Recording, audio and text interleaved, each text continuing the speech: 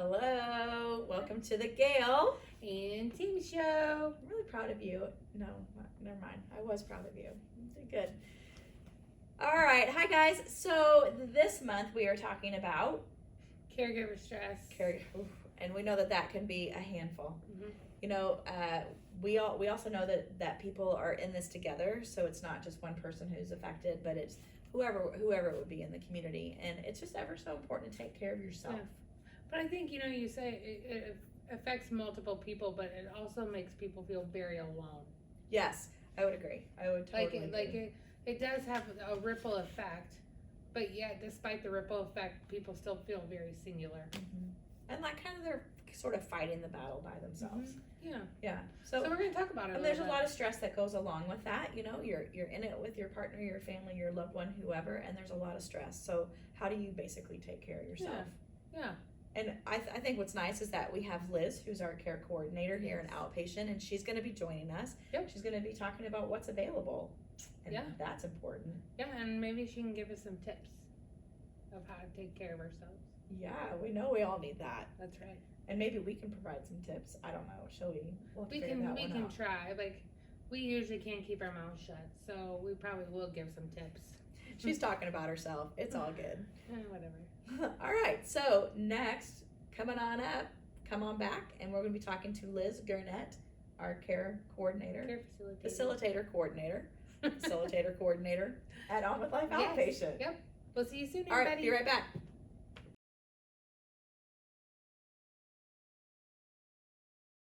Hi, welcome to the Gail and Tammy show. Yay!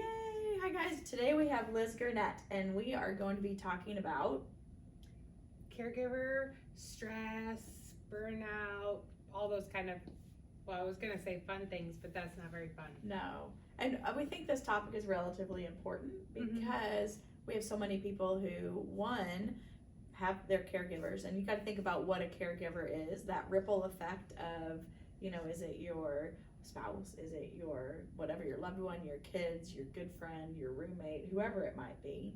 So we think that's important that they also take care of themselves while taking care of somebody else. Exactly, because in order for them to be able to care for somebody else, they need to, if they don't take care of themselves, then pretty soon, if they're under the weather, if they get hurt, if they are sick, then that does have that ripple effect, and it will affect their loved one, and maybe they wouldn't be even able to care for their loved one at home anymore. So it's really about making sure everybody in the whole deal is taken care of. And I think sometimes the caregiver gets we concentrate on taking care of somebody else, that we forget about taking care of ourselves until it's too late. So this is your annual reminder to take care of yourselves. For sure. And to also have permission to take care of yourselves. I think oftentimes people don't feel like they can, that then it's not fair to their loved one. Oh, I think that's a good point. And you might actually feel selfish about taking care of yourself and having those moments by yourself. But man, is it important. So let's talk about it. Let's talk about what is. Hi, Liz. Hi. So really, so before we even get started, what's your self-care indulgence? What do you do to take care of yourself? I like taking long hot showers and just getting away, going away just for 20 minutes. No one can find me. Just a little self-care, or even spending an extra 20 minutes in the store, if I by myself. I just can't find it, and you just tweedle around the aisles. Not that I'm looking for anything, but just walk and maybe people watch a little bit and see what else is going on in the world. I like that. I had to spend 20 extra minutes in the store. Couldn't find the the corn or something. So, but the question is, do things get added to your cart? Yes. Yeah. So it's give and take. Spend a little more, but I get a little more self-care. But what that did is give you a little bit of a refresher, right? Yeah. I mean, just a little bit of a breather, a refresher, and me time. And there's something about when you have that me time, sort of how it boosts you and elevates you back up. Yeah, just kind of resets it and okay, I have my break, I can go back in now. So Tammy, what's yours? Well, I what do you think it is? If I had to guess, it's a hot bath with some whiskey. This is true. That is kind of my go-to. Yeah. Yep. And then of course the spa is always nice. The massage, the hot stone massage, that's always nice too. But yeah. What's yours, Gail? I'd say I have several, but I do like to lean on my friends. I do like to be around people when I'm feeling stressed. So you like to be alone. I like to be around people. Yeah. Just to be able to just, I don't know, share a little bit of it or whatever. So definitely be around people, but I don't mean like go crazy. I mean like, a nice glass of wine. I love to exercise. I love to read. I think that just shows how each of us has something different, right? Like, and why it's so important that you kind of figure out what works for you, because each of us respond differently. Like you said, I like to be alone. You like to be with people. Like, you like to tweedle the aisles at the alone by myself so I can watch other people. So, but I think it's important that we recognize that not everybody relaxes the same way. I also do, this sort of in my head brought me to, I also think that it's okay, and we don't do a very good job of this, any of us, it's okay to be still. Yeah. And I mean literally to be still with no distractions, with no interruptions, and to literally just be and be still. Like shut off your like phone. shut it all down. Yeah. We do not do a good job in general. We don't. Phones are always connected, yeah, just so people can contact us in emergencies. Right. But it's okay to shut it off if you know someone else is for backup. Right. So. Which is just interesting because years ago, before you were born, Liz. Yeah, really, definitely before she was born. You didn't have cell phones. I did. Like if you had to dial the phone with the. Especially if you had to do a 9. And then if you messed up, you had to hang up. Yeah. And do it again. Anyway, we're gonna. But like we didn't have to. Like you couldn't get reached easily. No. Why we are so attached to our devices? Because we think people need to be able to reach us in an emergency. So. Even if you don't feel comfortable putting it down, just turning it on silent so you're not hearing the dinging, dinging. Very true. That's a good point. Very true. So when we think about caregivers and we think about, those simple things that you can do as a caregiver to just be able to be still, to be with people, to be alone, just to take care of me time. What additional things or like outside services are there that are available so that if your loved one, who is the person served, who needs care, if they can't be left alone, what kind of services are there out there? There are a handful, like either some are free, some are private pay, or some insurances cover some. But I'd say the first thing is to reach out to friends and family. Usually you have somebody willing to help, and you've always just like, no, I don't need you. But even if it's for 20 minutes, a half hour, an hour a day, if someone, your long lost cousin, wants to come help out for an hour a day, it gets you away for and I think that's a great point. But I think too, after an injury for a while, people just don't know how to help, and they stop asking because you've turned them down so many times. Because you're like, I can do it, I'm fine, whatever. And then they just stop asking, not because they don't want to help, but they don't really know how to help. And if you just reach out to them and say, hey, will you come hang out with so-and-so for a couple hours, because that would just make me feel better and I can run out. Yeah. They would be more than happy to. They just really don't know how to help. And it's not like you have to have them, you not like bathing them or transporting them, just come and sit in the house with them for an hour playing a card game.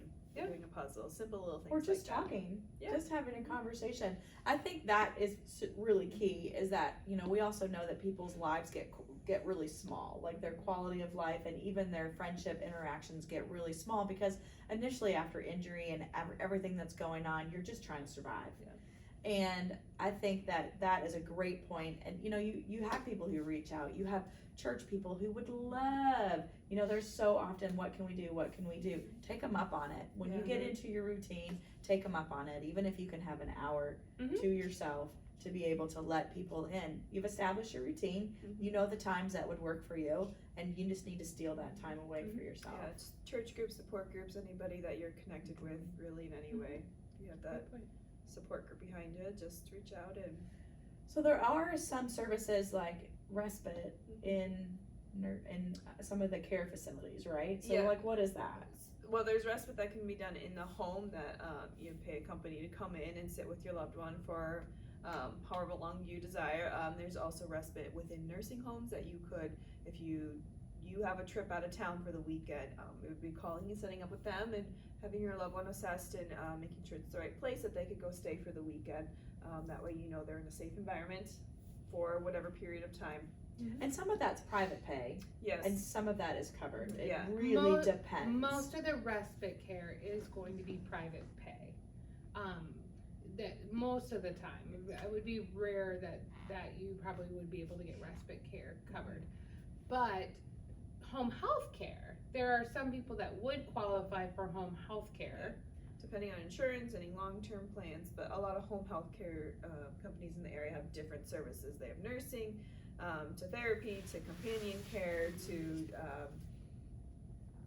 respite, or even cleaning assistance, things like that. So they usually, each company has their each little niches of what they do. So I'd be reaching out to them, seeing what fits best for you and your family, and what your needs are as well. Yeah. I can't remember if you said this or not, but some of those they do require a minimum of so many hours at a time. So usually if we have people that need some help, they can get a couple things done at one time. Like they can have somebody come in to be a companion service to their loved one, but also do some of the housework or those kind of things while they're there. So they're there a minimum of like 2 or 3 hours. Yeah. So And each company will have their own times and rates, and so it's just reaching out to them. Yeah, and some services have the adult day rehab, so that you can go for, usually to, I don't wanna say a facility, that's not what I mean, a place that's a offering. community office. Yeah, that's offering services, and they might be, 4 hours at a time and or all day, and those are typically going to be private pay services Yes. as well.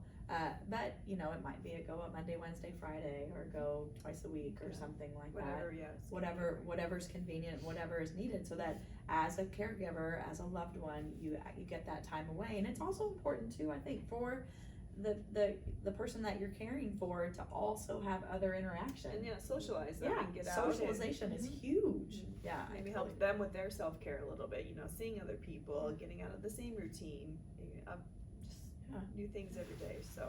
I would agree, totally. So when we think of moving into the holiday season, this is usually a high stress time for people anyway. So maybe we could come up with 5 things between the 3 of us that would be things they could do as a caregiver to take care of themselves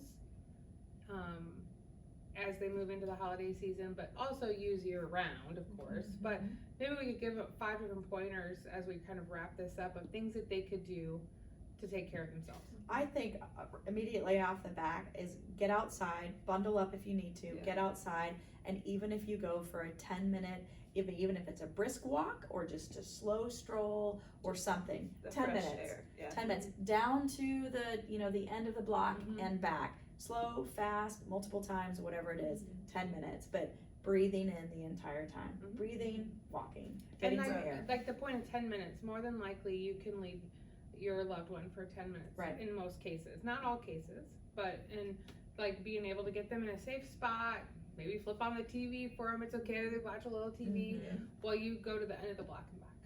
Or even if you don't feel comfortable, you could always set up like a monitoring system of some kind. I totally forgot about talking about, a lot of people will do like a baby monitor just so that you can hear your loved one and you could set up give yourself some phone too if you don't have a monitor, like if you have 2 phones, just to keep it on speaker nearby. And there's alarms you can set at doors or movement alarms too, so if you were worried about them moving around or going through doorways, you can have an alert to your phones. And a lot of people use Alexa too, so if their loved one cannot call, but they'll say, Alexa, call so and so. Instantly accessible during that. Okay, so walking. That was one. Reaching out to like even just a close family for a half hour a week. It starts small. You don't have to go for a full day, but just saying, hey, I need a half hour to go grab groceries. I need half hour. Start small and build up as you need to. Okay, what you got? I was gonna say drinking, but I meant drinking water. Oh, okay. Well, I'm out. No, drinking water. Yeah, like hugely important. Yeah, you could also just try and eat as well as you can too. I know with the holidays, there's gonna be snacks everywhere. We could have just counted that as a second one had you not thrown that in. Sorry. just makes this work. Yeah. But it's So just, yes, good nutrition maybe. yeah, and it's And hydration. Good nutrition and hydration. Yep. Sleep. sleep. Yes. Sleep. Really, really trying to get as much sleep as possible. Or if your loved one is napping, you nap too. If that is what you need to be able to have, to feel like you're rejuvenated. So sleep. Yep. Walking, eating, drinking, sleeping.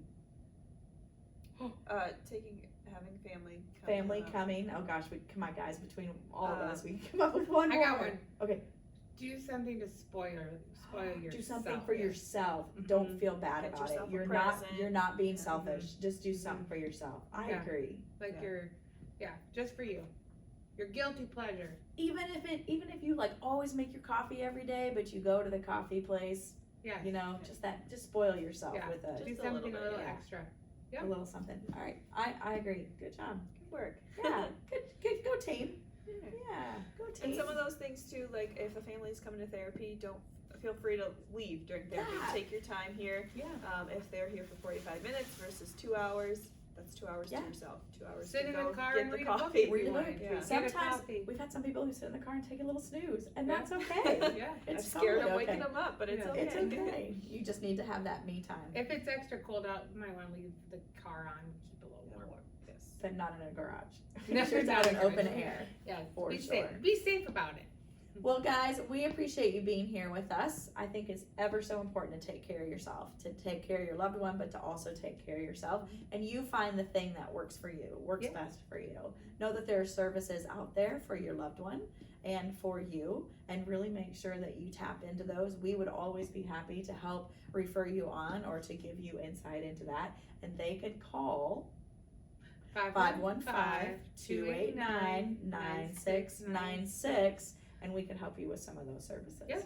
Perfect. And most likely you end up talking to Liz here. So this is Liz. Hi. All right, Gail and Tammy signing out. Have a great Thanksgiving. Yeah. Yeah, Thanksgiving. happy Thanksgiving, and we'll see you right before Christmas. Yep. Sounds great, everybody. All right, Take bye. care.